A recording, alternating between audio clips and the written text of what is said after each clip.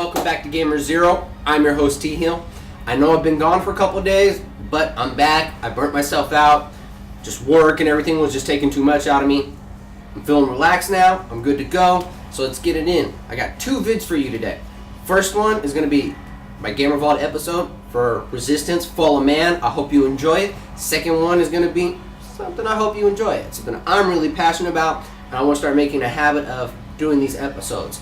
So, Resistance Fall of Man. Let's get it right in. I enjoyed the hell out of the game.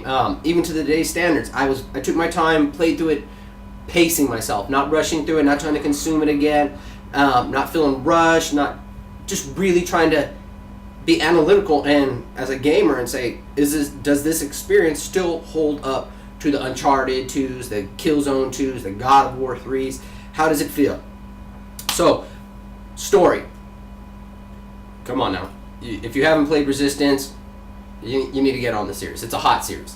But pretty much what it is, you're this U.S. soldier, Nathan Hale. You're sent over to Europe because this alien invasion is happening. They're taking over all of Europe. They spread out from Russia. And Europe's getting its ass kicked. You have to go there to help them. They're supposed to exchange these weapons. At the offset of the game, you get infected with this alien chimera virus, and you become the super soldier. And that's kind of the outset. You have to figure out what's their goal. It doesn't go into the full detail because there's a sequel that explains more of it. They're trying to kind of convert the world. I don't want to ruin it for you, but there's some good story here. The way that it's presented to you story-wise is there's some cutscenes that are small, just kind of like patching that one gameplay section to the next. But on top of that, there are these kind of black and white mission briefing kind of narratives that are just like told from the point of view of one of the people who encounters Nathan Hale.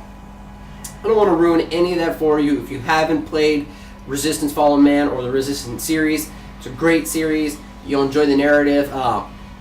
It's just a fun story to experience. Gameplay and presentation.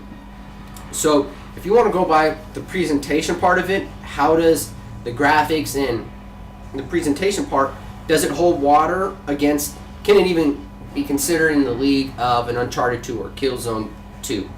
No. I mean, when it came out, it was hot. Now, I mean, you got some flat textures.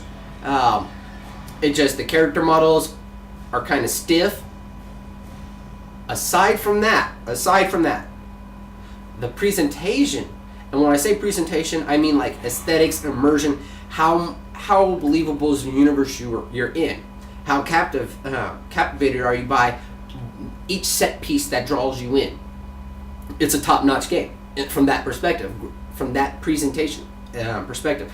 How the art direction compels you in a way, and how you will always feel that you are in this war. You are in the trenches. You are in these streets of Europe, what looks like Eastern Europe, and I mean it's like supposed to be like England and some Europe, but you always feel like you're in that world, which is nice. You really feel drawn into the experience. There's a good range of color schemes, nice palette selection, but it is still war. You always have that kind of moody, rich, gritty kind of atmosphere. You always feel like that. So you will enjoy that if you like shooters, if you like war shooters, and if you like aliens. I mean, it's got a good mixture of everything. Controls are just tight, precise. You always feel like this badass. Sorry, I just ate some breakfast. But you always feel, you never feel like you're competing against the control scheme. You're moving forward, you're moving fast. There's a rebounding health meter. So say you get hit and you take a little bit of damage, it will rebuild itself, but it's broken up into 4 sections. So to make it so that way it's not so easy, if you get tapped too much, you'll go into another section. And then if you get tapped too much, you go into the next section. But they will rebuild that one section if you get into cover.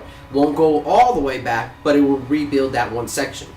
And to, regenerate that section that you lost of health, you have to get these yellow canisters of like, I think it's like a bacteria or whatever, and it's supposed to rejuvenate Nathan Hale's life source. So the way the weapons are, there's tons of weapons. There's just a good variety of weapons.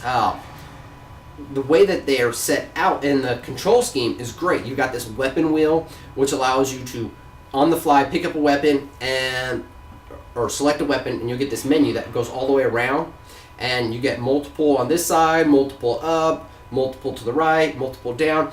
And what I'm saying that is, you can quickly fly from your sniper rifle to your shotgun to your rocket launcher to this, I think it's called the Hailstorm, which just fires tons and tons and tons of bullets, all really fast. It's kind of like your alien Gatling gun.